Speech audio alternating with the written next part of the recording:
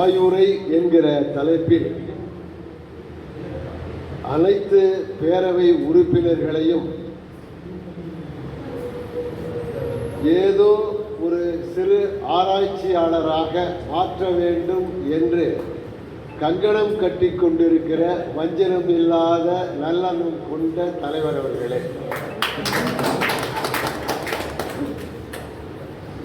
எங்களுடைய பேச்சை கேட்டு சிந்திக்கவும் சிரிக்கவும் செய்கிற பேரவை உறவுகளே, அவருக்கு மட்டுமல்லாமல் எல்லாருக்குமாக சேர்ந்து கைதட்டலை தட்டுங்கள் தட்டுங்கள் என்று சொல்லி ஒரு பெரிய ஒரு பேராற்றலோடு ஒரு முனைப்போடு இருக்கிற ஐயாவுக்கும் இந்த பேரவை உறுப்பினர்களுக்கும் எத்தனை முறை வணக்கம் சொன்னாலும் எனக்கு அது தீராது. எனவே நன்றியும் பணிவும். ஒருவன் பெருமை அடையாமல் இருப்பதற்கு 2 காரணம் உண்டு. வழக்கமாக சொன்னது தான். ஒன்று, எவர் பேச்சையும் கேட்பது. இன்னொன்று, யார் பேச்சையும் கேட்காமல் இருப்பது. என் பேச்சை ஒரு 40 நிமிடமாவது கேளுங்கள். இது பொறுமையோடு. ஆயுரை என்றால் என்ன அப்படின்னு பார்த்தீங்கன்னா, அது ரொம்ப அழகாக இதை கொண்டு போறாரு. அதான் நான் சொன்னேன், எல்லாரையும் ஏதோ ஒரு வகையில் அறிவை சொரிந்து விடுவது, அதான் ஆராய்ச்சி. எப்படியாவது ஒரு முறை சுஜாதா அவர்களுடன் பேசுகிற போது, நாவலாசிரியர், நல்ல திரைப்பட கதை வசன கர்த்தா, நல்ல ஒரு விஞ்ஞான கண் கொண்டு எழுதுகிற ஒரு நாவலாசிரியர், பழுத்த பல பண்பாளர்களுக்கெல்லாம் தெரிந்தவர் சுஜாதா. அவர் நம்ம திருக்குறளை பற்றி சொன்னார். என்ன கேட்டார், நாங்கள்லாம் அந்த திருக்குறள் பற்றி. அவர் கொஞ்சம் படித்தாலும் ரொம்ப திறன் காட்டுபவர், வித்தை காட்டுபவர் சுஜாதா. அவர் சொன்னார், ஏன் சார் திருக்குறள்னு பேர் இருக்கு, தப்பு இல்லையான்னு. இதுவரை யாரும் அப்படி சொல்லலையே, ஒன்றும் தப்பு இல்லை சார். அப்புறம் அதுக்கு சொல்றாரு, ஒரு திருக்குறள் எழுதுனா திருக்குறள்னு இருக்கலாம், 1330 திருக்குறள்கள் எழுதணும் அப்படின்னு கொஞ்சம் சொன்னார். அது ஒரு வகையில் சரியாக தானே இருக்கு அப்படின்னு நினச்சிக்கிட்டு அவரை வாழ்த்தலை. இதுவும் ஒரு ஆராய்ச்சி. உண்மையான ஆராய்ச்சி வேற, அங்கே நம்ம போகக்கூடாது. உரையாசிரியர்கள் சொன்னது வேறு யாரும் சொல்லாததெல்லாம் வேற. ஏன்னா இப்படி சொல்றாரு அப்படின்னு நினைத்து கொண்டு இருந்தேன். அப்புறம் அடுத்து சொன்னார், ஏன் திருக்குறள்கள் வைக்கல தெரியுமான்னு. அதை நீங்களே சொல்லிடுங்க சார். திருக்குறள் தானே பொருத்தம்னாரு, ஏன் திருக்குறள்கள்னு வைக்கலன்னாரு. அது எனக்கு போதும். நாங்கள்லாம் பேச்சு கலைங்கிறத எப்படி பாடம் எடுக்கணுங்கிறத பேராசிரியர்களுக்கு எடுத்தவன் நான். அதனால் எனக்கு டக்குன்னு உடனே எனக்கு தோன்றிவிட்டது, ஏன் திருக்குறள்கள்னு வைக்கலன்னு தானே சொல்கிறீங்க. வள்ளுவருக்கு கண்ணு பிடிக்காது இல்லை, கல்லுண்ணாமை. அதனால் அவர் திருக்குறள்னு வைக்கல அப்படின்னு எழுதுகின்ற வழக்கம் சொன்னார். அதான் அவருடைய பண்பு. குலத்தின்கண் நாரின்மை தோன்றின் அப்படின்னார். நலத்தின்கண் நாரின்மை தோன்றி அவனை குலத்தின்கண் ஐயப்படும் வள்ளுவர். என் தம்பிக்கு நல்ல எல்லா பொருளும் தெரியும். அவன் இப்படி என்ன மாதிரி விளக்கம் சொல்ல மாட்டாங்க, அடுத்தடுத்து வந்துக்கிட்டே இருக்கும். காலையில் கூட சொன்னோம், நீங்கள்லாம் அறிவு சொன்னாப்புல, நீங்கள்லாம் இந்த இயக்கத்துக்கு எவ்வளவோ உழைக்கணும், வரணும், பங்கெடுத்துக்கணும்னு. அவன் மாதிரி நம்மளால் சொல்ல முடியல. இருந்தாலும் திருக்குறளில் கொஞ்சம் தேரோட்டி பார்ப்போம் அப்படிங்கிற மாதிரியாக அது சொல்கிறோம். இப்போ இந்த இடத்துல ரிசர்ச், இது ஒரு பெரிய தலைப்புப்பா பெரியவர்களை. இது ரொம்ப ஆழமான அப்போ ரிசர்ச்சுக்கெலாம் என்ன ஆய்வுரை நடத்தியிருக்காரு அது அப்போ தொடர்ச்சியாக வந்துக்கிட்டு இருக்கு. ரிசர்ச்சுன்னா என்ன, ஆய்வுன்னா என்ன அப்படின்னா, ஆய்வுன்னா ஆராய்ச்சி, அவ்வளோதான். ஆராய்ச்சினா என்ன சார்? ரிசர்ச். ரிசர்ச்னா என்ன சார்? ரீசர்ச். அதான் research is research. Research is called research அப்படிங்கிறாரு. பெஸ்ட். அவர் பேரே பெஸ்ட், ஆளு பெஸ்ட், அவர் கருத்தும் பெஸ்ட். ஆங்கிலத்தில் ஒரு பெரிய அறிஞர் சொன்னார். அவர் சொன்னார் வாட் இஸ் ரிசர்ச்னு ஒரு புத்தகம் எழுதியிருக்கார். அதை நான் பிஹெச்டி எம்ஃபில் படிக்கிற மாணவர்களுக்கு பாடம் எடுத்திருக்கேன். அதில் சொல்கிறார் வாட் இஸ் ரிசர்ச்னு. அதுதான் இப்போ இங்கே ஐயா அவர்கள் வழியாக நாங்கள் பேசிக்கொண்டிருப்பது. இஸ் த ஒர்க் இஸ், இந்த பணி இருக்கு இல்லையா, is the work is good or bad, இது நல்லதா இது கெட்டதா? இந்த ஆராய்ச்சி இந்த திருக்குறள் சொல்லியிருப்பது is the work is good or bad, that is criticism domain அப்படிங்கிறார். அப்படி பார்க்கிற போது இந்த இந்த திருக்குறள் சரியா, இது பொருத்தந்தானா அப்படின்னு கேள்வியை கேட்டுத்தானே ஐயா அந்த தெய்வ கற்பிரல் பெய்யன பெய்யும் பெருமழைங்கிறதுக்கு சொன்னார். ஒன்று ஒரு புது விளக்கம் தரணும். அதான் ரிசர்ச் இஸ் ரீசர்ச், மறுபடியும் தேடுதல்.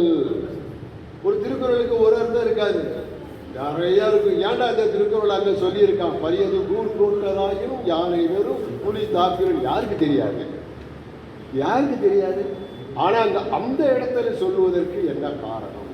இப்படி நிறைய இருக்கு. நல்ல கவிதை பாடினாங்க. அப்பா இவங்க வித்வான் படிச்சுட்டு கவிதை பாடுவது போல இருந்தது அத்தனை பேருடைய கவிதைகள். இன்னும்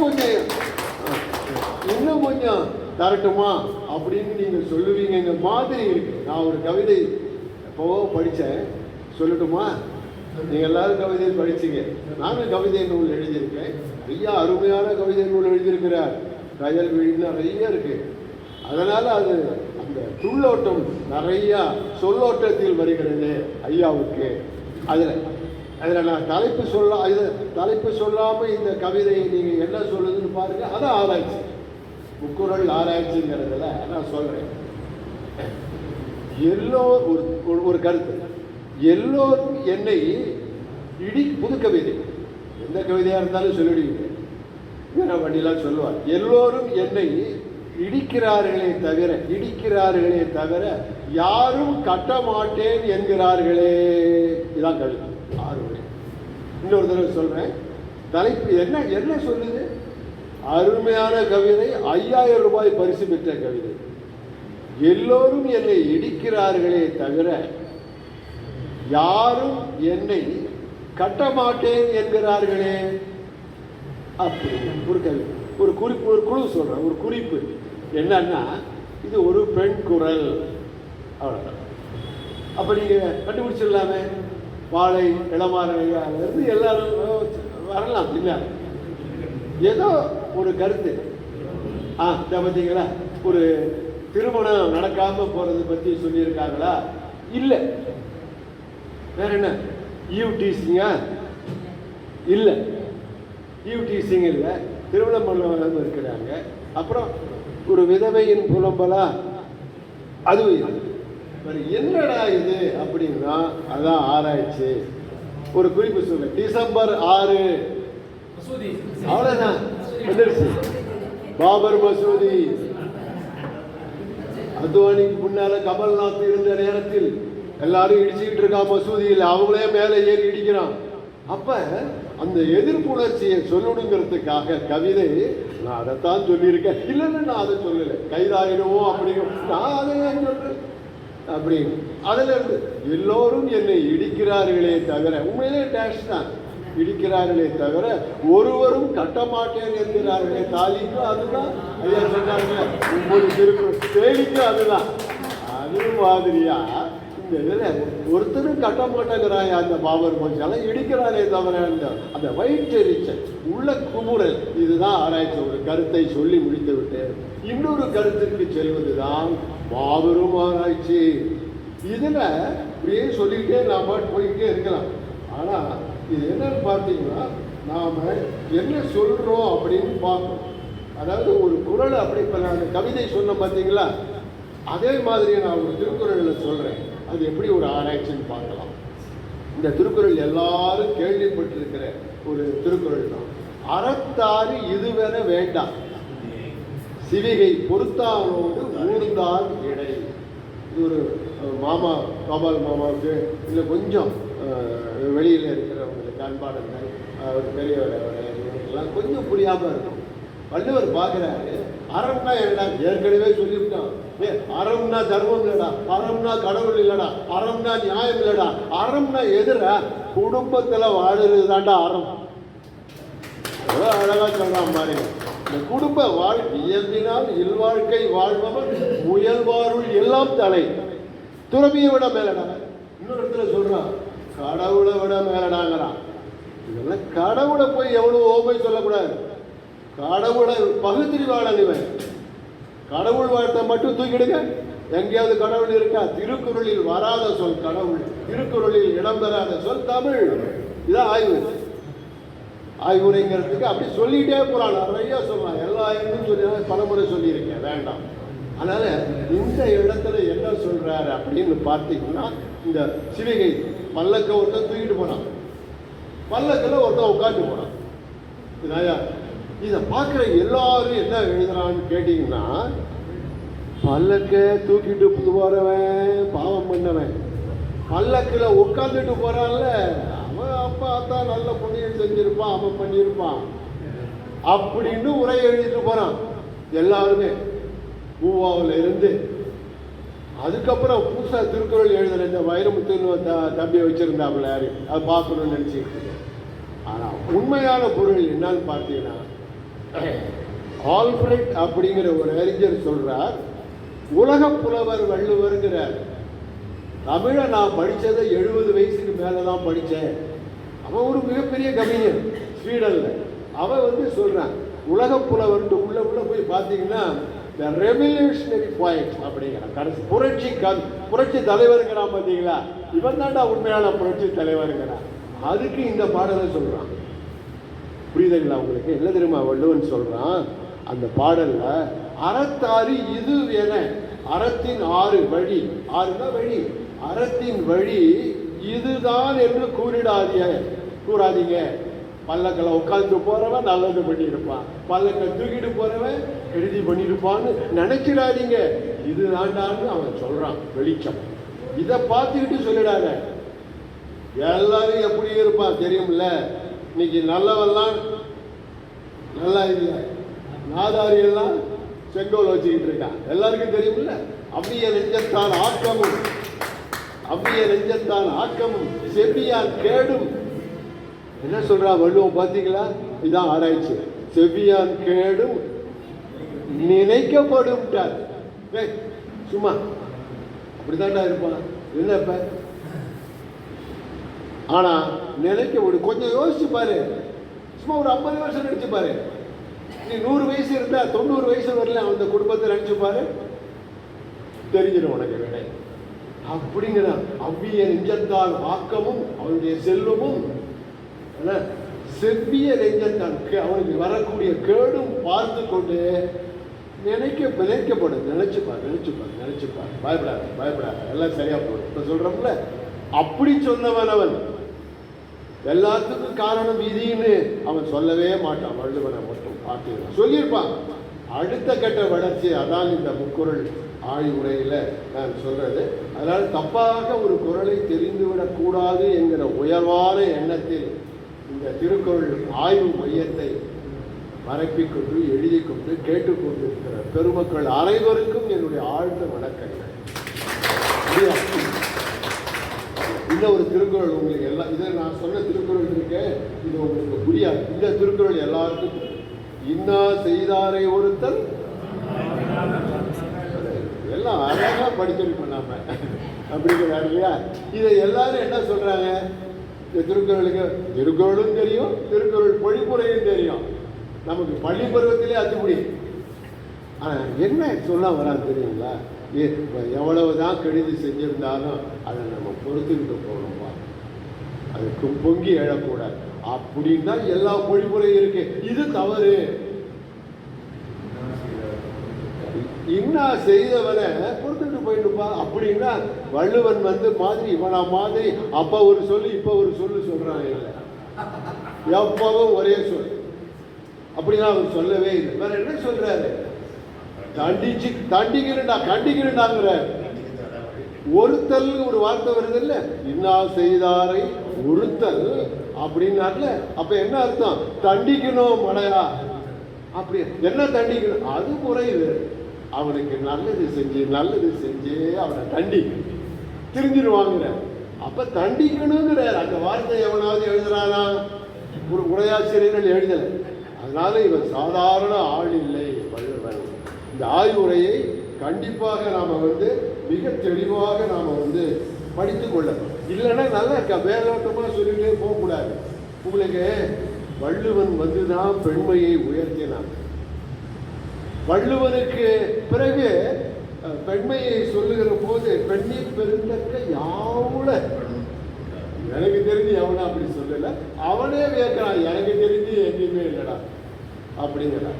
இவன் சொன்ன பிறகுதான் பின்னால வரான் சிலப்பதிக ஆசிரியர் இளங்கோவடிகள் பெண்ணீர் பெருந்தக்கது இல் அவன் சொல்றான். இவன் என்னென்ன சொல்றானோ அப்படியே அவன் சொல்றான். எங்க தேர்தல் அறிக்கை தான் அவருடைய தேர்தல் அறிக்கை அப்படிங்கிறாங்க. எல்லாம் இருக்கு. இந்த அவை இருக்கு, ரொம்ப அற்புதமான அவை. அது நான் அப்ப அங்கே ஆய்வாளர்கள் மத்தியில் போய் எல்லாம் குறிப்பெடுத்துக்கிட்டு அடுத்து என்ன சொல்லுவாருன்னு பார்த்தேன். அது முக்கியம் இல்லை, ரசனை உணர்வு. பால் அதாவது அவர் சொன்னார்ல, பழம் நெழுவி பாலில் விழுந்து அது நெழுவி தேர்கலந்தார் போல் அப்படின்னு நான் பாருங்க. இப்போ இந்த அம்மா விஜயகாந்த் அது ஸ்டாலின் செய்கிறாருன்னு சொன்னாங்க. அது மாதிரி இந்த அவை ஆய்வாளர்கள் அவையில்லை, நல்ல சுவையாளர்கள் நல்ல அவையாக மாற்றிக் கொண்டிருக்கிறதுனால உங்களுக்கு ஒரே ஒரு செய்தியை மட்டும் சொல்றேன். பெண்ணை இவ்வளவு உயர்வா வாழ்த்தி பேசின வள்ளுவர்னு நான் சொன்னேன்ல, இப்ப அதே வள்ளுவர் சொல்றாரு பாருங்க. ஒரு இடத்துல இல்ல, பல இடத்துல மனை விழைவார் மான் பயன் எழுதினார். ஒரு திருக்குறள். மனை விழைவார், மனைவி பேச்ச கேட்கிறவன் மான் பயன் எய்தார், மாண்பமை பயன்களை எய்த மாட்டார். பெண்ணீர் பெருந்தக்கது இல்லைன்னு மட்டும் சொல்லல, வாழ்க்கை துணைன்னு சொன்னவன் நம்ம ஆளு. முதல்ல அந்த வார்த்தையை எழுதினவன் 2000 ஆண்டுகளுக்கு முன்னால அவன் தான். அப்புறம் தான் விசு சொன்னார், சம்சாரம் அது மின்சாரம். இது ரொம்ப ஒரு பொருத்தமான ஷாக் அடிக்குதுதான் அப்படின்னார். இது ஷாக்கு மட்டும் அடிக்காதடா, வாழ்க்கையை திருத்தும்டா அப்படின்னவன் நம்ம ஆளு தான். அந்த வாழ்க்கை துணைன்னு சொன்னவனுக்கு போய் பெண் விளைவார் ஆக்கம் நாடு தரும் திருக்குறள். ஆமாங்கிறாரு. எல்லாருக்கும் பெண்ணுடைய நினைப்புல அவங்களுடைய விளைவோட வாழ்கிறவனுடைய வாழ்க்கை இருக்க அது கேவலமானது அப்படிங்கிற பெண் வழி சேனல்ங்கிற அதிகாரத்தை எடுத்து பாருங்க. அப்படிதான் இருக்கு. எனக்கு ரொம்ப ஆச்சரியமாயிடுச்சு, ஏடா வள்ளுவர் இப்படி பேசுறாரு. அப்புறம் இன்னொரு இடத்துல பார்த்தீங்கன்னா, இல்லாளிடம் தாழ்ந்த இயல்பாளன் என்பது வெட்கத்தை தரும். பெண்ணிட்ட போய் நாம தாழ்ந்து நடந்து போனா அது வெட்கத்தை தருங்கிறாரு. எப்படி பொருத்தம்? இந்த காலத்துல பொருத்தமா? அதை விட இந்த ஒரே ஒரு செய்தி சொல்ற பாருங்க. இன்னைக்கு நாம எவ்வளவோ வளர்ந்துட்டோம். திருக்குறள் வரியிலே சொல்றேன், பெண் ஏவல் செய்து ஒழுகுவார் தவறுங்கிறார். பெண்ணுடைய வார்த்தைக்கு கட்டளைப்பட்டு இப்ப இந்த அம்மா தான் திரௌபதி முர்மு தான் ஜனாதிபதி. எல்லா IAS IPS எல்லா அமைச்சரும் எல்லா முதலமைச்சரும் அந்த அம்மாவுக்கு அடிமை தான். இப்போ போய் பெண்ணேவல் செய்தார் அது தவறு அப்படின்னு சொன்னா ரைட்டா இருக்குமா? அப்ப இது என்னடா இது? வள்ளுவர் முன்னுக்கு பின் முரணா பேசுறாரு அப்படிங்கிற எண்ணம் உங்களுக்கு லேசா தோணி இருக்கா? தோணுனாதான் நான் அர்த்தம். இவன் வள்ளுவர் அப்ப ஒரு பேச்சு இப்ப ஒரு பேச்சா பேசியிருக்கிறார். பெண்ணீர் பெருந்தக்க யாவுலங்கிறது ஒரு பேச்சு, அப்ப இப்ப ஒரு பேச்சு அல்ல இருக்கு அப்படின்னு பார்த்தீங்கன்னா, இத்தனை குரல் நான் சொன்ன பார்த்தீங்களா? இது பெண்வழி சேரல் அப்படிங்கிற அதிகாரத்தில் இருக்கு. தலைப்பு வச்சு பார்க்கணும். பெண்வழி சேரல்ல என்ன தெரியுங்களா அர்த்தம்? நல்ல குடும்பம் நடத்துற பெண் இல்லை, நாதாரியா தெரியக்கூடிய பெண் இருக்குல்ல, அவ வார்த்தையை கேட்டுக்கிட்டு போவாத, அவ வார்த்தையை கேட்டுக்கிட்டு ஏவல் செய்யாத, அந்த பொண்ணுக்கு கீழே நீ அடிமையா இருக்காத அப்படின்னு சொன்னதுதான் இந்த பெண்வழி சேரல். இதற்கான வார்த்தை காரணம் புரியுங்களா? இதை புரிஞ்சுக்கிட்டீங்கன்னா வள்ளுவர் தேவனா இருப்பா. அப்ப ஒரு பேச்சு இப்ப ஒரு பேச்சு. இந்த முல்லான்னு ஒரு கவிஞர் இருந்தார், ஐயாவுக்கு தெரியும். மாப்பிள்ளெல்லாம் படிச்சிருக்கிற தத்துவம் தெரிஞ்சவர். அந்த முல்லாங்கிற கவிஞர்கிட்ட போய் எல்லாரும் கேட்டாங்க, நீங்கள் இங்கே தான் வந்து பேசுகிறீங்க இந்தியாவில், இதே மும்பையில் தான் வந்து பேசுகிறீங்க 40 வருஷத்துக்கு முன்னால். அப்போ பேசும்போது பேசி முடித்த பிற்பாடு இவ்வளவு சுவையாக பேசுகிறீங்களே, இளமையாக இருக்கீங்களே, உங்கள் வயசு என்ன? 37ன்னார். 30 வருஷம் கழித்து கூப்பிடுறான், இப்போ உங்களுக்கு வயசு என்னன்னாரு. 37 தாங்க. போய் கேட்டாங்க, என்னங்க இப்படி சொல்கிறீங்களே, அப்பயும் இதே வயசு தான் சொன்னீங்க, இப்போவும் இதே எல்லாம் பொருத்தப்பாடா, நீங்கள்லாம் எவ்வளோ தத்துவ கவிஞர்னால. எனக்கு அப்போ ஒரு பேச்சு இப்போ ஒரு பேச்சு இல்லை, எப்பவும் ஒரே பேச்சு தான் அப்படின்னாரு. அதனால நம்முடைய தலைப்புக்கு வருவோம். ஐயா அதான் பார்த்துக்கிட்டு என்னடா இவன் முக்குரன்னு ஒரு விளக்கத்தை சொல்லி முக்கி பேசினானே, இன்னும் அங்கே வர நுண்ணிய 100 பல கற்பினும் இதான் குரல். இந்த குரல் 373 வரும். நுண்ணிய 100 பல கற்பினும் மற்றும் தன் உண்மை அறிவே வெளிப்படும் நிவிதும். எல்லாருக்கும் இந்த திருக்குறள் தெரியலனாலும் நான் பொழிப்புரையா சொல்லிட்டேன்.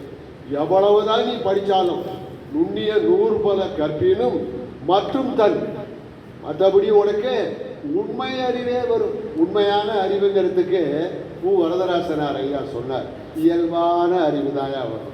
ஒன்றும் புதுசாக உனக்கு ஒன்றும் வராது, புதுசாக தோன்றாது அப்படிங்கிறாரு. அதனால அது ரொம்ப தப்பாக தெரியுது. எவ்வளவோ பெரிய நூல்களை படிச்சிருந்த போதிலும் உனக்கு அந்த நுண்ணிய அறிவு என்பது வரவே வராது. அதனால நீ மேதை ஆகணும்னு நினைச்சாலும் பேதை தான் ஆகுவ அப்படிங்கிற இதுதான் இந்த திருக்குறளுடைய அர்த்தம். இது சரியா இருக்கா, பொருத்தமாக இருக்கா? நம்ம பள்ளி பருவத்தில் இருக்கும்போது பார்த்துருப்பீங்க, நம்ம விடிய படிச்சுக்கிட்டே இருப்போம். விடிஞ்ச பிறகு நம்ம படிப்போம். ஒருத்தன் 5 நிமிஷம் படிப்போம், அற்புதமாக தேர்ச்சியில் விட்டு வந்துடுவோம். நாம் படித்து பார்த்து தேர்வு நேரத்தில் எழுத மறந்துடுவோம். அது யாராவது சொல்லி கொடுத்தா வரும். இன்னொருத்த பேப்பரை பார்த்தோம்னா நமக்கு ஞாபகம் வந்துடும். அப்படித்தான் இருக்குமே தவிர இது வராது. இது என்னடா இப்படி இந்த ஆள் சொல்லிட்டாரு, இதுக்கெல்லாம் என்னடா காரணம் அப்படின்னு பார்த்தா இந்த திருக்குறளுக்கு எல்லாம் பரிமேலழகர் உரை எழுதுறாங்கன்னா இதுக்கெல்லாம் காரணம் தலைவிதி தாங்க. நீ எப்படி படித்தாலும் உன்னால் முன்னேற முடியாது. உனக்குன்னு எழுதுன எழுத்து அப்படி இருந்தால் தான் அது சொல்லுவாங்க. எல்லாத்துக்கும் இந்த தலைவிதி. ஏண்டா படிக்கல, என்னமோ என் தலைவிதி எப்படி இருக்கு அப்படிமா. ஏண்டா குடிக்கல, இங்கே என்ன எழுதியிருக்கோ அதான் நடக்கும். எதுக்கெல்லாம் ஒரு தலையெழுத்தை சொல்லணும், ஏண்டா அப்படி தப்பை செஞ்சேன் அப்படின்னா அதுக்கு என்ன சொல்றது, அவன் நான் வாங்கி வந்த வரோம். அந்த கேள்விக்கெல்லாம் பொதுவாக அந்த விதியை காரணங்கிறது தான் சொல்லுவாங்க. இப்படி நாம் எல்லாத்துக்கும் நம்ம விதியை சொல்லக்கூடாது, சிந்திக்க வைக்கணும். தப்பு அதே சொன்னால் கூட எங்கள் பேராசிரியர் சொல்லுவார், பாப்பையா எல்ஐசியிலேருந்து கீழே விழுந்தவன் பழச்சிக்கிட்டான், எல்ஐசியை நிமிந்து பார்த்தவன் செத்து விட்டான்டாப்பா. இது வாழ்க்கையில் நடக்குது. இன்னைக்கு காலையில் 9:45 நான் டிவி பார்த்துக்கிட்டு இருந்தேன். 2 மாடிக்கு மேலே கட்டடம் கட்டி அந்த சுற்று சுவர் தண்ணியை முதல் நாள் ஊற்றிட்டு நல்லா இருக்கான்னு காலையில் போய் அவன் பொண்டாட்டியும் பிள்ளையும் போய் சாஞ்சி பார்த்துட்டான். பொத்துன்னு கீழே ஊற்றுட்டாங்க 2 பேரும். 9:45 குமரி மாவட்டத்தில் 2 பேரும் முளைச்சிக்கிட்டாங்களாம். அதான் ரொம்ப பெரிய விஷயம். இதுக்கு கேட்டால் உடனே கேட்டு இதாங்க தலைவிதி, அவன் தலைவிதி அப்படி இருக்கு அப்படிங்கிறாங்க. சரியாக தானே இருக்கு, அது பொய்யா இருக்கும் அது வேற. ஏன் அதாவது இந்த விஷயங்கள் எல்லாம் பார்க்குற போது நமக்கு சரியா தப்பான்னு இல்லாமல் இப்படி கூட இருக்கோமோ அப்படிங்கிறதுக்கு நீங்கள் தலைவிதியை சொல்லலாம். எல்லாவற்றுக்கும் நீங்கள் விதியை சொல்லக்கூடாது. நம்முடைய மாவட்டத்தை சார்ந்த ஒரு ஆய்வறிஞர் மெச்சத்தகுந்த ஒரு ஆராய்ச்சியை எழுதியிருக்கிறார். ராமனுடைய மனைவி சீதையை பற்றி பேசிக்கொண்டிருக்கிற பொழுது, பார்த்து கொண்டிருக்கிற பொழுது, சீதையை பற்றி அவருடைய செயலை பற்றி வருகிற பொழுது இந்த திருக்குறள் நான் சொன்னேன் அல்லவா, அந்த திருக்குறளுக்கும் இனிமேல் சொல்ல இருக்கக்கூடிய திருக்குறளுக்கும் தொடர்புடைய செய்தியாக அந்த கம்பராமாயணத்திலே சீதையை பற்றி சொல்ல வருகிற பொழுது அவர் சொல்றார், அந்த சீதை இலக்குவன் கோட்டை மீறி கடந்ததனால் தானே இவ்வளவு துன்பமும் துயரமும் பட்டார். எனவே இலக்குவன் கிழித்த கோட்டை சீதை தாண்டியது அவள் மீது குற்றம் இல்லைங்கிறார். அவள் மீது தானே குற்றம், அவள் மீது குற்றம் இல்லைங்கிறார் அந்த அறிஞர். அது எப்படி இது பொருத்தம்? அதே மாதிரி ராவணன் அதே மாதிரி சொல்றார். ராமன் சீதையை பிரிந்தது ராமன் மீது குற்றம் இல்லை, குற்றம் தானே. நீதான் முக்காலும் வரி மூவன் நீ, முதலும் நீ, முதலும் நீ, முடிவும் நீ, அடியும் நீ, இப்படி எல்லாமா சொல்லி முடிச்சிருக்கிற. அப்படியெல்லாம் சொல்லி முடிச்சுட்டு ராமன் மீதும் குற்றம் இல்லை, சீதை மீதும் குற்றம் இல்லை. ராவணன் தூக்கி சென்றானே அவன் மீதும் குற்றம் இல்லை. வேற எவன் மீதுரா குற்றம் அப்படின்னு பார்க்கிற போது ரொம்ப அழகா சொன்னார். எல்லாவற்றுக்கும் காரணம் இந்த விதி என்று அந்த நம் மாவட்டத்தை சார்ந்த, நம் மட்டத்தை சார்ந்த, நம் ஊரை சார்ந்த நம்முடைய திருக்குறள் பேரவை தலைவர் எழுதியிருக்கிறார் சம்பந்தர். அப்ப இது ஆமா, இப்ப இதை நாம ஏத்துக்கிட்டு தான் ஆகணுமா, ஏற்காமல் இருக்கணுமா அப்படின்னு பார்த்தீங்கன்னா, இந்த காரணம் தெரியாமல் நேர்ந்து விடுகிற ஒன்று இருக்கிறது அல்லவா, அதற்கு வேண்டுமானாலும் விதியை அடைக்கலாமே தவிர எல்லாவற்றுக்கும் நாம் வீதிக்கு அழைக்கக்கூடாது. விதியே அப்படிங்கிறது என்னன்னு கேட்டீங்கன்னா, பெரியார் சொல்றார், ஒரு இயற்கை நேர்வு. அந்த நேரத்தில் உனக்கு அர்த்தப்பாடு புலப்படாது அப்படிம்பார். அது மாதிரி தான் இது இதற்கு வேண்டுமான. அதனால தான் இந்த நுண்ணிய நூறு பல கற்பினும் மற்றும் தன் உண்மை அறிவே மிகுங்கிறதுக்கு பரிமேலழகர் உரை எழுதுறாருங்க. கீழே படித்து பார்த்தீங்கன்னா தெரியும். என்ன தெரியுமா, கொடுமையான பெரிய பேரறிஞர் எழுதுறாரு. அந்த மற்றும் தன் உண்மை அறிவே மிகும் என்பதற்கு அந்த இடத்தில் ஊழ் என்பதுவே காரணம். அவர் சொல்ற ஊழ் என்பதுதான் காரணம் பாரு. அது நீங்க பார்க்கலாம். இப்ப ஒன்று எம்ஏ கூட படிக்காம இருந்தார் தென்கட்சி சுவாமி. அவரு திருக்குறளை பார்த்த அவர் சொல்றதெல்லாம் பார்த்தீங்கன்னா ரொம்ப அருமையா இருக்கும், ஆழமா இருக்கும், பொருளை இருக்கும். அதுக்கு என்ன காரணம்? ஊழ் தான். அவன் தலைவீதி அப்படியே இல்லை. அவர் பார்க்கிற பார்வை, நாம் தேர்வு நோக்கில் படிக்கிறோம், உரையாற்ற வேண்டும் என்ற நோக்கில் பார்க்கிறோம். அவர் பார்க்கிற பார்வை வேறு, அதை எளியவர்களுக்கு சொல்கிற விதம் வேறு.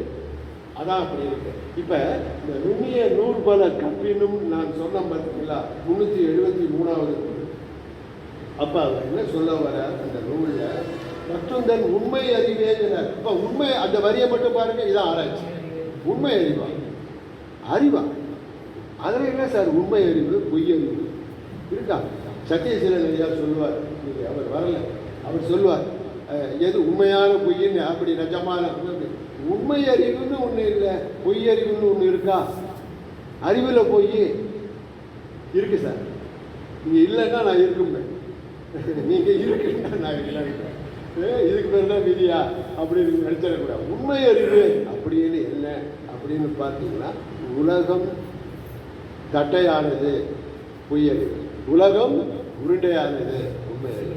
நம்ம ஒரு வாட்சி கட்டிட்டு நீண்ட நிலை கண்ணாடியில் நிற்கிறோம். இடக்கையில் கேட்டுனா அங்கே தெரிகிறது, வலக்கையா தெரியும். அப்போ எது உண்மை அறிவு? நம்ம கட்டிக்கிறது இடக்கை தான். கண்ணாடி தான் பாருங்க, கண்ணாடியில் வலக்கையின் அறிவு இருக்குல்ல, அதான் அந்த உண்மை அறிவு இல்லை, பொய் அறிவு அப்படிங்கிறது. அது மாதிரி நாம் நிறைய சொல்லிக்கிட்டே போகலாம். ஆனால் அந்த திருக்குறளுக்கு நுண்ணிய நூறு பல கற்பினும் உண்மை அறிவேன்னு சொன்னான் பார்த்தீங்களா, அந்த சொல்லுக்கு திருக்குறளுக்கு அது வள்ளுவர் சொன்னது சரியில்லைன்னா இந்த திருக்குறளை படிச்சு பாருங்க. இந்த பதாகையில் என்ன எழுதியிருக்கு பாருங்க. தொட்டனை தூரும் மணற்கேணி மாந்தருக்கு கற்றனை தூரும் அறிவு. 396. 73ல ஒரு கருத்தை சொல்றான் வள்ளுவர். 96 396ல என்ன சொல்றான்னா மாற்றி சொல்றாங்க. தோண்ட தோண்ட மணற்கேணி ஊறிக்கிட்டே இருக்கும்ல, அது மாதிரி தான்டா இது. படிக்க படிக்க உனக்கு வந்து கொண்டே இருக்கும், எந்த தடையும் இருக்கா. ஆனால் படிக்கணும்னு சொல்றான் பார்த்தீங்களா, அழகா சொல்றான் பாருங்க. படிக்க படிக்க வார்த்தை பண்ண தட்டான் வார்த்தை இருக்கு பாருங்க. நல்லா படிக்கணும். கண்டது படிக்க பண்டிதன் ஆவான், கண்டது திற்க பன்றி ஆவான். எல்லாம் நம்ம ஊர்ல பழமொழிதான். சித்திரமும் கைப்பழக்கம், செத்தவனும் நாப்பழக்கம், வைத்தது ஒரு கல்வி மனப்பழக்கம். அருமையான ஒரு வார்த்தை பாருங்க. மனப்பழக்கம் இருந்தால் போதும், எல்லாம் வரும். எனக்கு மனப்பழக்கம் சுத்தமாக 6ஆம் வகுப்பு படிக்கும். ஐயா எனக்கு 11வது ஆசிரியராக வந்தார். 6ஆம் வகுப்பு படித்த மாணவர்கள் நண்பர்கள் சந்திரசேகர் இருக்கான், அன்பானந்தர் இருக்கான், இன்னும் அன்பானந்தர் கொஞ்சம் ஜூனியர். 6ஆம் வகுப்பு வரலையும் எனக்கு 2 வரி திருக்குறளே 1.25 அடி. அதிலே ஒரு வரி தான் தெரியும். எம்ஏ படிக்கிற வரையில் அந்த ஒரு வரியை படிச்சுட்டு எனக்கு எல்லா வரியும் மட்டுமில்லை எல்லா குரட்பாக்களும் தெரியும் என்று காட்டி கொள்பவன் தான். ஏன்னா மனத்தில் தங்கா உண்மையை சொல்கிறேன், அப்படிதான் இருந்துச்சு. அகர முதல எழுத்தெல்லாம் அசாமு அழைக்கும் இருந்தால் நல்லா இருக்குமே, நல்லா இருக்குமே. என்னடா இது அடுத்த வரி தெரியல எனக்கு அப்போ முதல் வரியே. அதனால எதையும் அப்படியும் திருக்குறளுடைய உண்மையான இப்போ திருக்குறளில் எப்படியும் உண்மையாக படிக்கணும்னா நீங்கள் மனனம் செய்து கொள்வது நல்லது. திருக்குறளை எல்லாத்தையும் இப்போ பல குழந்தைகள் படிக்குது. ஐயா பாராட்டி பரிசு தருகிறாங்க. மாப்பிள்ளை கேடயம் திருநாவுக்கரசு கொடுத்துக்கிட்டு இருக்கான் கேடயம் அப்படின்னா என்ன அர்த்தம்? பிள்ளைங்க மனப்பாடம் பண்ணி இருக்கட்டும், இன்னொரு காலத்தில் அதை படிக்கிற போது எண்ணி பார்க்கும் இந்த திருக்குறளை. அப்படிதான் எங்கள் டிகே நம்ம அப்பா டிஎஸ்கே அப்பா சொல்லி கொடுத்துருக்காரோ இல்லவோ தானாக வந்துருச்சு அப்படிங்கிறது. நான் ஒரு தடவை படித்தா அந்த திருக்குறள் மனசில் வந்துடுது இல்லை. அது மாதிரி எனக்கெல்லாம் வர 2 வரியை படிக்கிறதுக்குள்ளார நான் பட்ட பாடு ரொம்ப கஷ்டமாக இருக்கும். படிக்கவே முடியாது. முதல் வரியை மறந்துடும். அது பெரியார். நான் பிஏ முடித்த உடனே நம்ம ஊருக்கு பெரியார் வர ராமலிங்கம் இருக்கும், காந்தி மைதானம்னு இருக்கும். முன்னாள் அந்த இடத்துல எங்கள் அப்பா பிஏ படித்து முடித்த உடனே வரவேற்புரைன்னு போட்டு நன்றி உரை டிஆர் சுந்தரம், வரவேற்புரை அழகேசன் டிஆர்கே அழகேசன் பிஏ அப்படின்னு. இதெல்லாம் ஒரு படிப்பா இது அந்த காலத்தில். அது அவர் காட்டணுமா, என் பிள்ளை படிச்சிருக்காங்க அவர் காட்டணுமா. அதுக்கு நான் என்ன பண்ணுவேன், நானும் அதுக்கு அருவாளா தலைக்கு நிற்கிறது. அவர் பார்த்தார். நான் போய் நின்றுட்டு பெரியார் வராமல் எப்போ பேர் போட்டு ஆடு அவரு முன்னால் போய் நான் எப்படி அவரை வரவேற்கிறதுன்னு 1.5 நாள் 1.25 நாள் அதை 8 வரியை மனப்பாடம் பண்ணுறேன். ஒன்றும் புரியல எனக்கு. மாநிலத்திலே பகுத்தறிவை ஊற்றிக்கொண்டு விதைத்து கொண்டு இருக்கிற உலகத்திலேயே ஒன்றும் எனக்கு பயம் எழுதி கொடுத்தவன் அப்படி எனக்கு பயம் வந்துடுச்சு. என்ன செய்வீங்க, எப்படி பேசுவீங்க, ஒன்றும் வேணாண்டா. ஏன்டா இப்படி ராத்திரிலாம் தூங்காமல் இருக்கீங்க, என்ன ஒரு வரியை சொல்லு, என்ன சொல்ல ஒன்றும் சொல்ல முடியலையா, நீ இங்கேருந்து போ. ஒரு மாலை வாங்கிட்டு வந்தேன், மாலை வாங்க முடியல, இந்த துண்டை நான் போத்துறேன்னு சொல்லுன்னார். இவ்வளோதான் செய்தி. சொல்லிட்டு நீ கீழே இறங்கிடுன்னார். சரி, இதுக்கு மேலே நான் பேச மாட்டேன். அவர் உனக்கு தெரியும் நீ யார் மாவன்னு பெரியாருக்கு தெரியுன்ட்டாங்க. நான் அப்படியே மேலே ஏறுறேன். இதை விட்டு பார்க்குறாரு. அவருக்கு பின்னால் ஒரு நாய் வேற இருக்கு, கைத்தடி வேற இருக்கு. ஓட்டி போட்டாருன்னா என்ன பண்ணுறது, ஒன்றும் புரியலையே அப்படின்ட்டு மேலே ஏறுற படி ஏறி இந்த மன்றத்தில் ஏறி போய் நின்றுட்டு அந்த கையில் ஒரு துண்டு எடுத்துகிட்டு போகிறேன். நான் என்ன சொல்லணும், மாலைக்கு பதில் இந்த துண்டை அணிவிக்கிறேன்னு சொல்லணும். நான் என்ன சொன்னேன், துண்டுக்கு பதில் துண்டை அணிவிக்கிறேன்னு. பயந்து போய் என்ன பேசுறேன்னு தெரியல. தம்பி செயலாளர்கள்லாம் அது ஊற்று எடுக்கிற மாதிரி வரும் வார்த்தைகள் எல்லாம். ஐயாவுக்கு சொல்ல தேவையில்லை, அடுக்கும்போது எங்கிருந்து தான் வருதுன்னு தெரியல. ஆழ்ந்த நடை ஆளுமை கண்ணன் ஆறுமுகத்துக்கும் அண்ணன் வெங்கடாலனுக்கும் வரும் பார்க்குறேன். செல்வம் ஒன்றுமே பேசாதவன் அன்றைக்கி ரொம்ப அழகாக பேசிட்டு போயிட்டான் மாப்பிள்ளை. இங்கே அந்த திருக்குறளில் பொன்மொழி எல்லாவற்றையும் தரப்படுத்தணுங்கிறது தான் நம்மளுடைய ஆசிரியர்களுடைய கருத்து. அது அதனால் நான் என்ன சொல்ல வரேன்னு பார்த்தீங்கன்னா, மனப்பாடமே ஆகா. அப்போ பெரியார் சொன்னார், எல்லாரும் சிரித்தாங்க. ஏன்னா துண்டுக்கு பதில் துண்டாங்க. ஏய் குப்புசாமி சுந்தரா, உன் வாரிசு நல்ல பேச்சாளராக ஒரு நாள் வருவான்டாங்க. ஐயா அவர் சொன்னபடி தானே இருக்கு அப்படின்னு சொல்லுவார். இல்லை, அவர் ஏதோ அந்த நேரம் சிரிப்பை வரவழைக்கணுங்கிறதுக்காக சொன்னார். அதுக்கு பிறகுதான் நான் ரொம்ப ஊண்டி படித்தேன். எப்படா படிக்கிறது அப்படின்னு தெரியாமலே நான் பாவேந்தர் பாடல்களை படித்தேன். அதில் உங்களுக்கு படின்னு ஒரு பாடல் வருது. படி நூலை படி, சங்கத்தமிழ் நூலை படி, காலையில் படி, கடும்பகல் படி, மாலையில் படி, பொருள் படி அப்படியே அவர் எங்கே பார்த்தாலும் அவர் எழுதியிருப்பார். கற்பவை கற்றபடி, வள்ளுவர் சொன்னபடி கற்கத்தான் வேணும் அப்படி, கல்லாதார் வாழ்வது எப்படி, படிப்படியாய் படி, நூலை படி, புலமை வரும்படி படி, என் சொற்படி படி. அதெல்லாம் அப்புறம் தான் எனக்கு படிப்படி. முன்னெல்லாம் என்னடா படிப்படின்னு இருக்கேன்னு பார்த்தேன். அப்புறம் தான் தெரிஞ்சிச்சு. புலமை வரும்படி என் சொற்படி படின்னாரு. பார்த்தீங்களா? அப்போ தான் இந்த தொட்டனை தூரும் மணக்கேணி 373 பிறகு 396 அந்த இது பார்த்தீங்கன்னா இப்படி நீங்கள் படித்து பார்த்தீர்கள் என்று சொன்னால் அறிவினுடைய வளர்ச்சியாக அது என்ன செய்யுது? படிக்க படிக்க அது மாற்றி வரும். உழைக்க உழைக்க உன்னை ஊக்குவித்து விடும். முதல்ல அப்படி சொன்னேன், அப்புறம் நான் மாற்றி சொல்லலை. வள்ளுவர் சொல்ற அப்படி நீ இந்த வழியில முயற்சி செஞ்சா எல்லாம் விதிப்படின்னு நீ சொல்லாம எல்லாம் இப்படி கஷ்டப்படாமல் இருக்க கஷ்டப்படு. அதனால நீ இப்படி படி, இப்படி படிச்சுனா சரியா போயிடும் என்று சொல்வதற்குத்தான் இப்படி சொன்னாரே தவிர வேறொன்றிற்கும் இல்லை. சரி, எல்லாம் சரி, எல்லாம் புரியுது. அதனால இந்த ஆய்வுகளுடைய தொடர்ச்சியா 3ஆவதாக ஒரு குரல் சொல்லணும். ஊழிர் பெருவழி, அது ஒரு 10 நிமிஷம் முடிச்சு. ஊழிர் பெருவழி நீங்க ஒரு மாதிரியா இருக்குன்னா அப்படியே கொஞ்சம் கீழே தலையை குடிஞ்சாலே போதும், நான் அதை புரிஞ்சுப்பேன். இப்போ எப்படி நல்ல குடும்ப பொண்ணாக இருக்கிறது நல்லா குடிஞ்சு போனால் கீழே செல்லு இருக்கும், அதை வச்சு நம்ம கண்டுபிடிச்சிடலாம். ரொம்ப தலை குடிவாக ரொம்ப ஒரு கேட்டார் சாலமன் பாப்பையார் அப்போ சொன்னார், அடக்கமான பொண்ணு வேணுங்க, அப்போ சுடுகாட்டுக்கு தான் போடுங்க.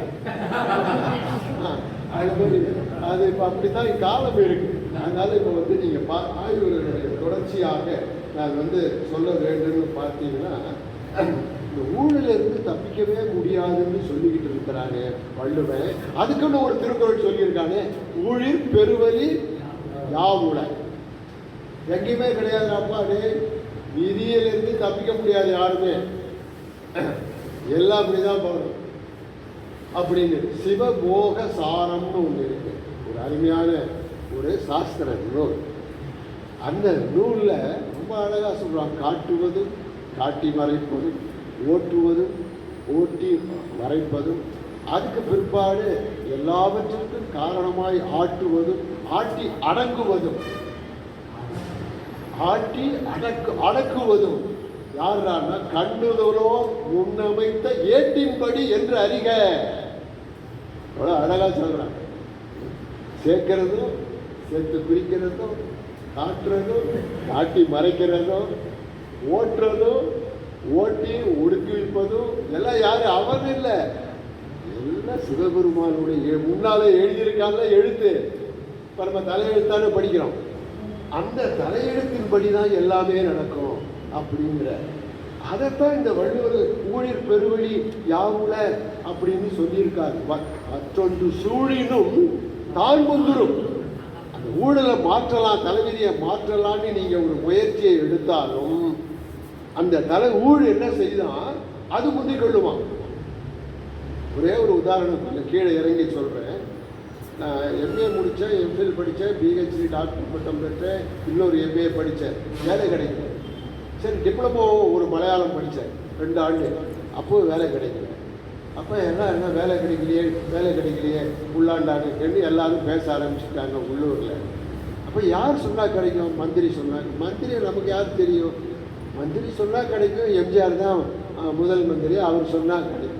ஏன்னா ஒரு காலேஜ் வாத்தியார் வேலைக்கு போய் அவரை நம்மளால எப்படி பிடிக்க முடியும்? அப்படிங்கும்போது ஒரு கருத்து வந்துச்சு, இது அவரை சொன்னால் கிடைக்கும் அப்படின்னு. யார் அவர் அப்படின்னு பார்த்தோம். எம்ஜிஆர் சொன்னார். எம்ஜிஆர்கிட்ட யார் பிடிக்க முடியும் அப்படிங்க. அன்பாளன் தம்பி சேகருக்கு டிஆர்எஸ் அப்பாவை போய் பார்த்து சொல்லி வேலை வாங்கி கொடுத்தோம் கடைசி தம்பிக்கு. அதே மாதிரி நான் சித்தப்பாட்ட சொல்லலாமா, டிஆர் சுந்தரத்துக்கிட்ட சொல்லலாமா அப்படின்னு. சரி, போய் கூப்பிட்டு ஓடாங்க. போனோம்னா அவர் மெட்ராஸ் போயிட்டார். மெட்ராஸ் போகிறதுக்கு தான் நான் கூப்பிட போகிறேன், அவர் மெட்ராஸ் போயிட்டார். ஊழிர் பெருவழி யாவுல. சரி, ரைட்டு, மெட்ராஸ் போயிட்டார். உடனே எப்படா போயிட்டு வருவார்? அண்ணா அதை கேட்க, ஆனால் முட்டாளே அதை போய் கேட்டு ஓடான்னார். அவர் வரத்துக்கு 1 வாரம் ஆகுமா சின்னம்மா சொன்னாங்க. ரைட், வேலை இப்போ ஒரு 10 நாளில் இன்டர்வியூ நடக்கும். 7 நாளில் போய் யார்கிட்ட சொல்ல முடியும்? சரி, நான் போய் ஆச்சிட்டு வந்துடுறேன். மெட்ராஸ் போய் அவர் தங்கி இருக்கிறது போய் ஆச்சிட்டு வரேன். வந்த உடனே கிடைக்குமா, உன்னால் சொல்ல முடியுமான்னு 2-3 பெரியவங்க கேட்குறாங்க. எங்கள் நடப்பா டிஆர்எஸை பற்றி எல்லாம் கேட்டால் எதுவுமே அவரால் முடியாதுன்னு சொல்ல மாட்டார். பெரியவங்களுக்கு தெரியும், எதுவாக இருந்தாலும் முடியாதுமா. அவர் கோபால் மாமனுக்கு தெரியும். அப்போ கேட்டேன், அப்பா கேட்குறேன், ஏட்டா எம்ஜிஆரை போய் பார்த்து கிட்ட நின்று பேசுவியாடா, இப்படி வாங்க முடியுமான்னு. அழகேசனை வர சொல்லுங்க, அவன் தெரியும், அவன் சொல்லுவான். அப்போ அவனுக்கு தெரியும் உங்களுக்கு புரியுன்றார். சரின்னுட்டு 2 பேரையும் அவனை போய் அங்கேருந்து அழைச்சிட்டு வந்து இங்கேருந்து நாங்கள் போகிறாங்க. போனால் எம்ஜிஆர் சென்னையிலேருந்து நேராக மதுரை போயிட்டார். முதல் நாள் ஊழியர் பெருவழி ஆகுலங்கிறது எவ்வளோ அழகாக இருக்குது பார்த்தியா அப்படின்னு எங்கள் அம்மா அப்போ சொன்னாங்க. சரி எப்படா வருவார் கேட்டோம். ஹாஸ்பிட்டல் எல்லாம் கேட்டால் 2 நாளில் வந்துடுவார். போனவங்க எல்லாரும் ஃப்ளைட்டில் தானே வர மீட்டிங் முடிச்சுட்டு வந்துடுவாருன்ட்டாங்க. சரி அப்படின்னு நினச்சிக்கிட்டு அங்கேயே இருக்கோம். 2 நாளில் வரல. அப்புறம் 3ஆவது நாள் வந்தார். பார்க்குறோம் எல்லாம். ஒரு 3 நாள் தான், 4 நாள் தான் கூட இல்லை, இடைவெளி இருக்குது. நானும் டிஆர்எஸ் அப்பாவும் போனோம் ராமாவரம் தோட்டத்துக்கு. போனால் முதல் நாளும் பார்க்க முடியல, 2ஆவது நாளும் பார்க்க முடியல. ஒரே 1000 பேர் நிற்கிறான். கேட்டுக்கு வெளியே, கேட்டுக்கு முன்னால் உள்ளே போனால் 1000 பேர் நிற்கிறேன். அப்புறம் அவருடைய பங்களா உள்ள நுழையிற 100 பேர் நிற்கிறேன். அதுக்கு முன்னே மந்திரி நிற்கிறேன். நாங்கள் எங்கேயோ நிற்கிறோம். என்ன சித்தப்பாவுடைய கருப்பு சட்டைக்காக எங்களை அந்த கேட்டை தாண்டி உள்ளே விட்டான். 1000 பேர்த்துல ஒரு 1000ல் ஒருவனாக நான் நிற்கிறேன். இதுதான் 1000ல் ஒருவனாக நான் நிற்கிறோம். அவர் வந்தார், பார்க்க முடியுது. பார்த்தார். அடுத்த நாள் நம்ம முண்டி அடிச்சுட்டு உள்ளே பாடுற நான் பார்த்துட்டாருன்னா கூப்பிடு வர்றா அப்படிங்கிறார். ஏபிஆர் பார்த்து வணக்கம் சொல்கிறார். எல்லாரும் பாக்கியராஜ் பார்த்து சித்தப்பா வணக்கம் சொல்கிறார். எங்கேயும் உள்ளே போக முடியலையேன்னு பார்த்தோம். உள்ளே போய் பார்க்கலான்னு ஒரு நேரம் இருந்து அவர் பாட்டுக்கு அவரோட நடக்க முடியாது. விறுவிறுவிட்டு உள்ளார முண்டி அடிச்சுட்டு உள்ளே போயிட்டார். நான் பின்னாலே ஓடி ஓடி போனாங்க. அவர் 80 பேர் 50 பேர் தான் பார்க்க முடியும் உள்ளார போய். நான் கிட்ட போய் நிற்கிறேன். என்ன ஒரு போலீஸ்காரன் பிடிச்சி இழுத்து வெளியே விட்டாங்க. அவரை இழுத்து விட முடியல. ஏன்னா ஒரு ஆஜாரு பாகோ 6 அடி உயரமோ கருப்பு சட்டை போட்டுருப்பார். கருப்பு சட்டை போட்ட உடனே அவரை விட்டுட்டோம். பெரிய ஆம்பளைங்க என்னை பார்த்து வெளியே போதுப்பா அவ்வளோதான். அவ்வளோதான். ஊழியர் பெருவழி யாவும் நம்ம என்னதான் முயற்சிட்டு போனாலும் நமக்கு அவ்வளவுதான். அது எப்பயுமே இருக்காது, கிடைக்காதாட்டா. நீ ராசி இல்லா ராஜான்னு சொல்லுவார் டி ராஜேந்தர். இதை பாட்டு தலைப்பாக கூட வச்சார். ராஜேந்தர் எனக்கு 1 இயர் ஜூனியர் அண்ணாமலை யூனிவர்சிட்டியில். ராசி இல்லா விடுதலை கிராமம் அந்த இதில் பாடும்போது சொன்னார், டிக்கெட் வாங்கப்போ உலக வாலிபன் படத்துக்கு எனக்கு முன்னாடி 400 பேர் கொடுப்பாடுவோம். நான் போகும்போது டிக்கெட் இல்லை, க்ளோஸ் பண்ணுவோம். ஆனால் அதுக்கு பேர் தலைவலியா, என்ன வேணாலும் நீங்கள் எடுத்துக்கொள்ளுங்க அப்படின்னு நான் போகிறேன். போகும்போது பார்க்க முடியல, தட்டி விட்டான். உடனே இவர் சிதவ போயிட்டார். போய் நேராக போய் எத்தனையோ பேர் இருந்தால் இவர் அப்படியே போய் மனுவை கொடுத்தார். மனுவை கொடுத்துட்டு இருக்கும்போது அவர் கொடுக்குறாரு. எங்கடான்னு பார்த்துருக்காரு, காணும். மணி எம்ஜிஆர் கையில் போயிடுச்சு. எத்தனையோ பேர் நிற்கிறான். பேசலாம் நேரம் கிடையாது. வந்த மனுவை பார்த்துட்டு ஒரு பிள்ளை தான் சார் எனக்கு ஒரு பிள்ளை தான் அவனை டாக்டரேட் படிக்க வச்சுருக்கேன் அப்படிங்கிற. அப்படியா அவர் எங்கே இருக்கான்னு திரும்பி பார்க்குறாரு. நான் அழகான ஒன்று எங்கே மாதிரி போலீஸ்காரன் இப்போ அவனை கூப்பிட்டோம் அப்படின்னா போய் நின்ன உடனே படித்து பார்த்துட்டு தகுதியும் திறமையும் இருந்தால் கிடைக்கும்னார். தகுதியும் திறமையும் இருந்தால் அது கிடைக்கும்னார். அவ்வளவுதான். உனக்கு அனுப்பி சொல்லிட்டு நாங்கள் எல்லாம் வந்துட்டோம். இருக்கிறதுனால தான் அவர் கொஞ்சம் வீடு நடை போடுவார் சித்தப்பா. அப்படி என்னென்னமோ பண்ணி பார்க்குறாரு. ஜாலியாக இருக்க சரி தெரியும் இல்லை எனக்கு பார்த்துக்கிறேன் அப்படி போயிட்டார். நாங்கள் அப்புறம் வந்துட்டோம். என்ன ஆச்சுன்னு கேட்டிங்கன்னா இன்னும் 3 நாள் தான் இருக்குது. வேற யூனிவர்சிட்டிக்கு போகிற மதுரை யூனிவர்சிட்டிக்கு ஊழல் பெருவெளி யாவுலங்கிறது அதை நினச்சிக்கிட்டே போய் கடைசியில் பார்த்துட்டோம்ப்பா அப்படின்ட்டு அங்கே உள்ளே போகிறேன். அவ்வளோ ராஜ மரியாதை. அது விசி பங்களாவில் இருக்கிற சீஃப் சூப்பரண்ட் வந்து எல்லாரும் இதுவரையும் யாருமே சொன்னது இல்லையா. எங்கள் சித்தப்பா ஃபோன் பண்ணி சொன்னவர் எம்ஜிஆர் அழகேசன்கிற பேரை அழுத்த திருத்தமாக அவரே சொன்னார். இந்த ஆஃபீஸுக்கு கண்டிப்பாக உங்களுக்கு தான் கிடைக்கும் அப்படின்னு இந்த கைத்தட்டல் மகிழ்ச்சி மாதிரி நான் பிடிச்சி நின்றேன். இன்டர்வியூ 3 நாள் இருந்துச்சு. அப்போ கண்டிப்பாக நமக்கு கிடைக்கணும். அவங்களும் எல்லாருமே சொல்லிட்டாங்க. அதிகாரிகளிலிருந்து அமைச்சர், அந்த விசி துணைவேந்தரில் இருந்து ரொம்ப நம்பி இருந்தேன். கடைசியில் பார்த்தேன் முதல் நாள் போச்சு, 2ஆவது நாள் போச்சு. இன்டர்வியூ 9 மணிக்கு போகிறேன். இன்டர்வியூ கேன்சல் அப்படின்னு அவர் சொன்னது தான் நடந்தது. என்னடா அப்படி நடந்ததுன்னு கேட்டீங்கன்னா எம்ஜிஆருக்கு மூளையில் புற்றுநோய் வந்து ஜப்பானுக்கு டாக்டர் கானூர் சிகிச்சைக்காக போயிட்டார். 3ஆவது நாள் நான் போயிட்டு வர்றதுக்கு நல்லா இருக்கல. அவ்வளோதான். வர்றதுக்கு வந்த பிறகு உங்களுக்கு தெரியும் எல்லாம் மாறி போய்விட்டது. அமைப்பு மாறிவிட்டது. சீட்டு கிடைக்கின்றது மாதிரி இந்த ஸ்லாட்டு ஒன்லி ஃபார் எஸ்சின்னு அப்புறம் மாற்றிவிட்டாங்க. அந்த ஆளில் இன்டர்வியூ யாரோ அதில் யார் அந்த குலத்தை சார்ந்த பெருமகன் யாரோ அது கொடுத்துருங்கன்ட்டு நமக்கு ஒன்றுமே செய்ய முடியல. பிஹெச்டி முடிச்சிருந்தோம், புத்தகம் எழுதியிருந்தோம், வெளிநாடு போயிருந்தோம், தகுதி திறமை இருக்குது, உனக்கு கிடைச்சா பாருன்னார். கடைசியில் கிடைக்கல. அப்போ தான் எனக்கு வள்ளுவர் எழுதுகிற வார்த்தைக்கு அர்த்தம் புரிந்தது. சரி, அதோட இருந்துடலாமா? அறிமுகம் அதோடு இருந்துடலாமா? வள்ளுவர் சொன்னது தப்பா அப்படின்னு பார்த்தீங்கன்னா, இதன்படி இருந்தால் அந்த திருக்குறள் தவறு. ஊழிர் பெருவழி யாவுல அப்படின்னு அந்த கேட்டது அந்த திருக்குறள் இருக்க அந்த காலத்துல சரி. அதுக்கப்புறம் 220 திருக்குறள் தள்ளி இன்னொரு வார்த்தை எழுதுறான் பாருங்க, ஊழையும் உப்பக்கம் காணலாம் உழைவின்றி ஆளாது உயற்றுபவன். ஊழ் இருக்கப்பா, அதையும் உப்பக்கம்னா அப்பக்கம் கேள்விப்பட்டிருக்கோம், இப்பக்கம் கேள்விப்பட்டிருக்கோம். உப்பக்கம்னா புறங்குது. ஊழையும் புறமுதுகிட்டு ஓட செய்யலாம். இந்த கவிதை யாரோ பாடினாங்க, புறமுதுகிட்டு. அதையே புறமுதுகிட்டு ஓட செய்யலாம். எப்படி? உழைவின்றி தாழாது உயற்றுபவன் அப்படின்னு. அப்ப ரொம்ப முயற்சி எடுத்துக்கிட்டு நாம அதை என்னதான் ஆகுதுன்னு பார்க்கலாம் அப்படின்னு பார்க்கிற போது நாம அதை ஜெயிக்கலாம். உழைவின்றி தாழாது உயற்றுபவர். உயற்றுதல்ல முயற்சி பார்த்துக்கலாம். இதெல்லாம் பார்த்துக்கிட்டு தான் நம்ம போனோம். சரிட்டு அப்புறம் நான் தனியாக முயற்சி எடுக்க ஆரம்பித்தேன். அப்படி இருக்கிற போதுதான் கலைஞருக்கு வாத்தியார் மகாவித்வான் ஒரு தண்டபாணி தேசிகர்னு கேள்விப்பட்டிருப்பார் ஐயா. இன்னும் மிகச்சிறந்த தண்டபாணி தேசிகர் அண்ணாமலை பல்கலைக்கழகத்தில் இருந்தார். அவருடைய கடைசி முதல் மாணாக்கர் கலைஞர். 74 வயசுல நான் அவருடைய 74 வயசுல நான் கடைசி மாணாக்கர். ஐயா, இது மாதிரி எனக்கு ஒரு வேலை மதுரை அமெரிக்கன் காலேஜில் இருக்குது, கல்லூரியில் நீங்கள் முயற்சி பண்ணால் கிடைக்கும். யார் அது சொன்னால் கேட்பார்.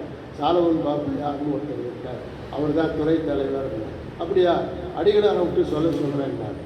அடிகளார் அவரும் பட்டிமன்றம் பேசுகிறவங்க, போய் சொல்கிறேன்னார். இப்போ அடிகளாரை பார்க்க போகலான்னார். போனோம், நான் போகிறேன். ஆதீரம் பெரிய அடிகளார் குண்டக்குடியார், அவரை போய் பார்க்க போகிறேன். எனக்கு இந்த காலில் விடுற கலாச்சாரம் எங்களுக்கெல்லாம் பிடிக்காது. அது எங்களுக்கு ஐயா நீங்கள் சொல்லி கொடுத்தது அதான். அங்கே போகிறேன், இப்படி துண்டை மேலே போட்டிருக்க துண்டை எடுத்து தண்டபாணி தேசிகர் இடுப்பில் கட்டிக்கிட்டார். அது பொருள் பீடத்தில் உட்காந்துருக்கார்.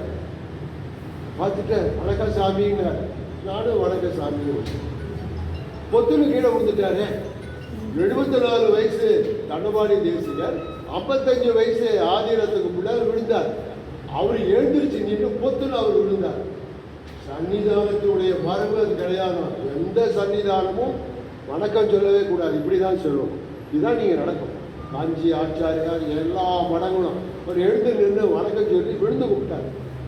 அது செய்யாதீங்கன்னார் ஐயா வைசிகர். ஏன்னா அப்போ சொன்னார், நான் உங்களுடைய மாணவன் அடிக்கிறார். அப்ப ஆசிரியருக்கு வணக்கம், உங்களுக்கு வணக்கம் சொல்லிட்டு நான் என் இடத்துல போயிடுறேன் சொன்னேன்.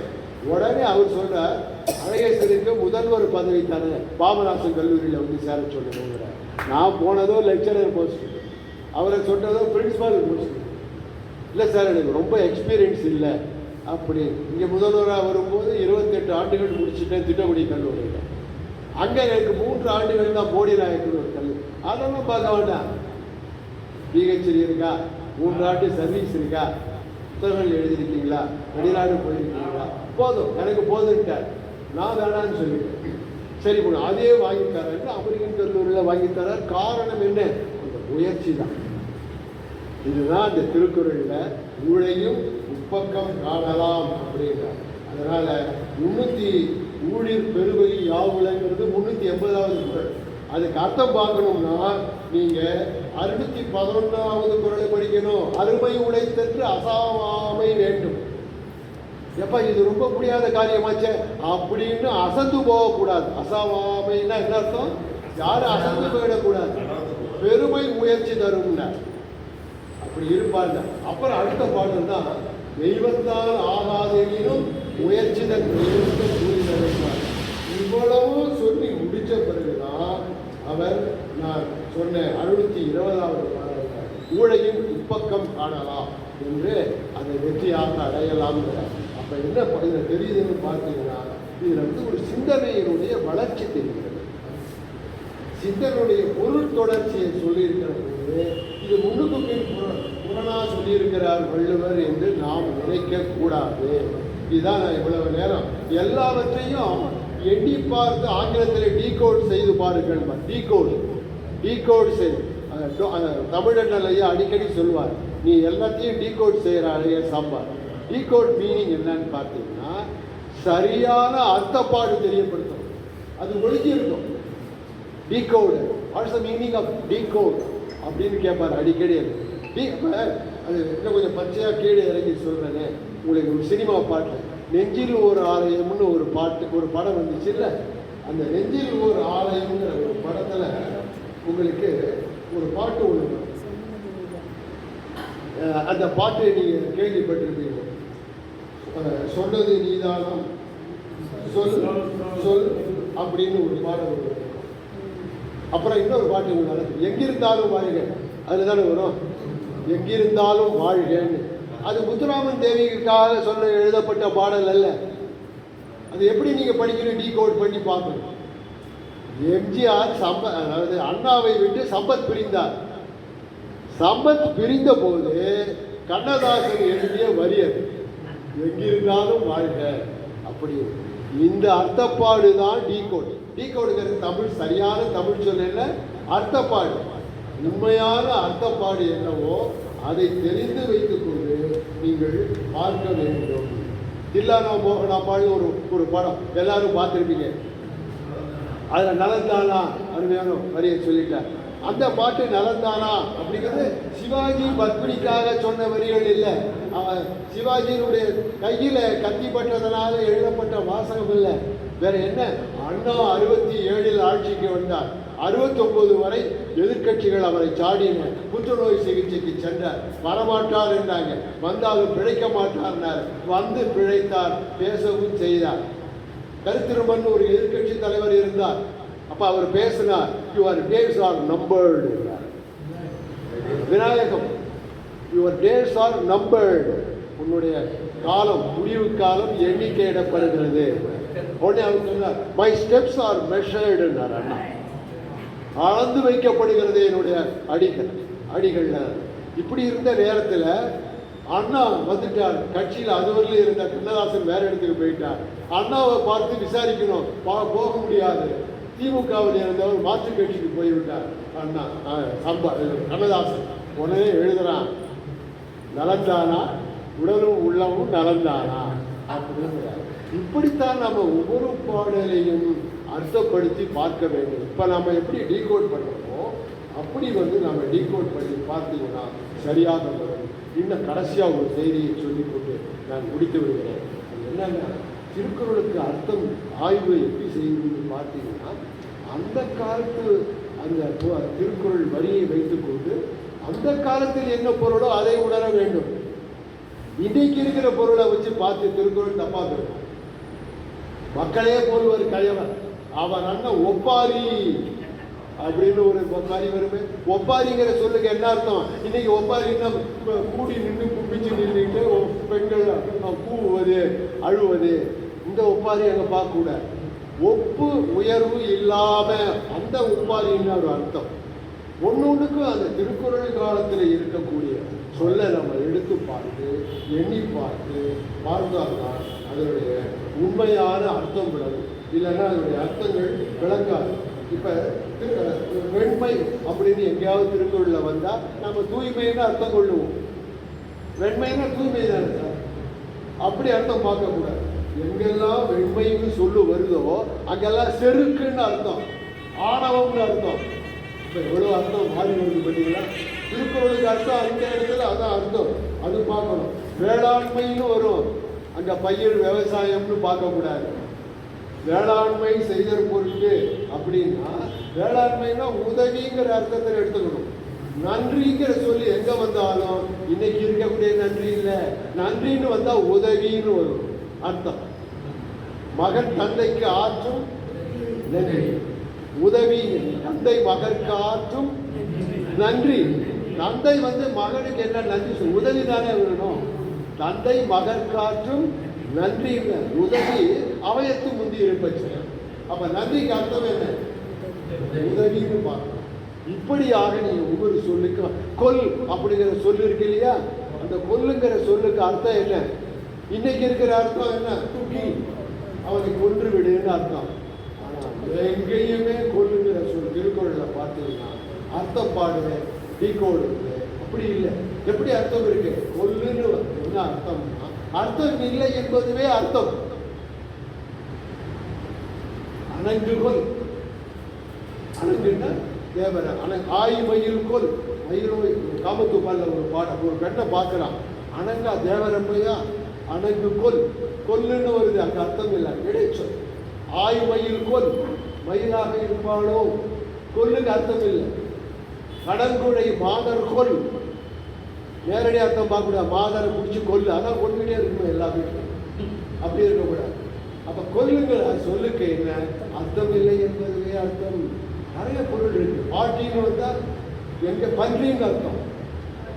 பாட்டினா நம்ம கிராண்ட் மதர்னு எடுத்துக்கொள்ளக்கூடாது. இப்படி ஒவ்வொரு சொல்லுக்கும் திருக்குறள் படி பார்க்க வேண்டும், ஈகோட் செய்து பார்க்க வேண்டும். திருக்குறளை வேரோட்டமாக படிக்கக்கூடாது. நன்றிக்கு வித்தாகும் நல்லொழுக்கம் தீயொழுக்கம்னு முதல் வரி வரும், அதோட விட்டுறக்கூடாது, தப்பா போயிடும். நன்றிக்கு வித்தாகும் நல்லொழுக்கம் புல் ஸ்டாப் படிக்க, கொஞ்சம் மூச்சு விடு. தீயொழுக்கம் என்று விடுமை தரும், அப்படி படிக்கணும். திருக்குறளை பாதியோட விட்டுறக்கூடாது, முழுசா படிக்கணும். கற்றிலனாகினும் கேட்க, திருக்குறள் படிக்க வேணான்னு சொல்றாருன்னு சொல்லக்கூடாது. கேட்டா போதுங்கிறாரா? இல்லை. ரெண்டாவது திருக்குறள் என்ன? நம்முடைய திருக்குறள்ல ரெண்டாவது திருக்குறள் கற்கவா? திருக்குறள்ல அதாவது வந்து எவ்வளவு கற்றிலனாயினும் கேட்க அது ஒருவன் ஒர்க்கத்தில் முற்றத்துறை ஊன்றுகோலாக இருக்கும், அப்படிதான் அவர் சொன்னார். இப்படி ஒவ்வொன்றையும் பார்த்தீங்கன்னா ஆய பஜனன் கொல், படித்து என்ன பிரயோஜனம்னா ரெண்டாவது திருக்குறள். அப்படி பார்க்கக்கூடாது. தெய்வத்தை தொழவில்லை என்றால், தலைவனை வழிபடவில்லை என்றால், நீ படிச்சு கற்றதனால் ஆய பயம் என், அப்படிதான் அர்த்தம். கொல்லுங்கிறதுக்கு அர்த்தம் பார்க்கக்கூடாது. இப்படி படிக்க வேண்டும். முதல் பாதியை ஒன்றும் மீதி பாதியை ஒன்றும், மூச்சு விடாமல் ஒன்றும் மூச்சு விட்டு ஒன்றும். யார் யார் திருப்பதிக்கு போறீங்கன்னு ஒருத்தன் கேட்டான். எப்பவுமே அந்த அவனுக்கு அந்த இன்னொரு கண் அந்த வீட்டுக்காரி தன்னுடைய நண்பரின் மனைவியின் மீது இருந்தது. அப்ப யார் யார் திருப்பதிக்கு போறோம்னு சொல்லுங்க அப்படின்னு. உடனே அவன் சொல்றான், நான் உங்க புருஷன், நீங்க என் பொண்டாட்டிங்கிறான். எவ்வளவு தவறான ஒரு அணுகுமுறை பாருங்க. நான் 4 பேர் போற ஒரு மகிழுந்துல நான் உங்க புருஷன், நீங்க என் பொண்டாட்டி அப்படின்னு நிறுத்தி பேசாம நேரடியா வேகமா பேசி கருத்தையே சிதைச்சு விட்டு போவாங்க. அந்த கோலத்தை அலங்கோலமாக ஆக்கியது போல திருக்குறளை நாம் வீணடித்து விடக்கூடாது. ஆய்வு செய்து பார்க்க வேண்டும் என்ற நோக்கத்தில் நான் நேரம் பேசுகிறேன். பொறுத்தருக்கிறேன்.